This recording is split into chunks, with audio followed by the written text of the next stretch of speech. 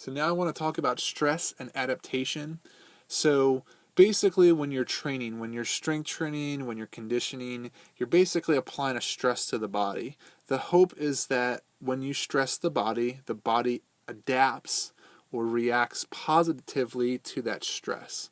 So it might be doing, 3 sets of 10 on a squat, and you're doing it with 100 pounds. And then the next time you do it, you might do it with 125 pounds. And we're just trying to use that kind of long term, throwing stress on your body. Hopefully, your body adapts positively and gets stronger. Okay, so we kind of have these different key components of stress and adaptation. Obviously, overload principle. So again, that's what I was discussing, throwing stress on the body, and hopefully the body increases or improves or adapts to that stress. This is a very gray and tricky area. If you put too much stress on too fast, your body will get hurt, or it may have a slow progression because it's too much too fast. Again, adaptation is stress on the body. There are short-term adaptations, long-term adaptations, and there's positive and negative. So obviously we don't want a negative stress adaptation because that's going to decrease our performance, decrease how fast we get to that goal. Another good principle that I always try to use with my clients is use it or lose it. If you're not doing something, your body is going to regress or decline. If you're not doing strength training, your muscles are going to get weaker. If you're putting stress on your body will adapt or get better at that stress, i.e. running, strength, any type of stress. And lastly, specificity. Are you training for your goal, and what type of stress? If you are trying to do a sport that is very high in explosive movements and has a lot of power output, you don't want to do long, slow distance cardiovascular training. You want to change that training to meet your goal and kind of improve as fast or efficient as you can. So this chart next to us on the screen shows kind of the exercise strength and conditioning or muscular endurance continuum.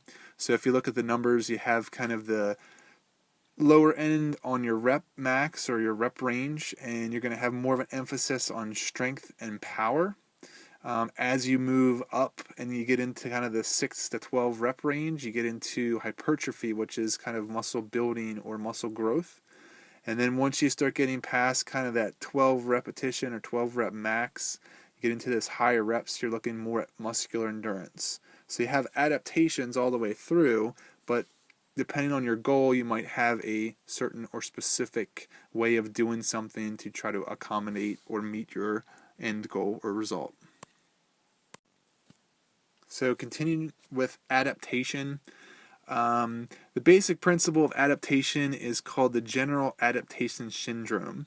So you throw stress on the body, you use proper scientific techniques like rest, nutrition, recovery, or regeneration, and that will create adaptation. Just by doing stress on the body doesn't necessarily mean that you will get adaptation. So there's all those components kind of compiled together. Help improve adaptation. Adaptation is what gets us to the result of getting stronger, getting faster, being more efficient, having better endurance. So my mentor, Mark Verstegen, he has a quote on here, work plus rest equals success. If you're always throwing load, stress, or work on the body, eventually it's going to decline or plateau. So just some things we want to kind of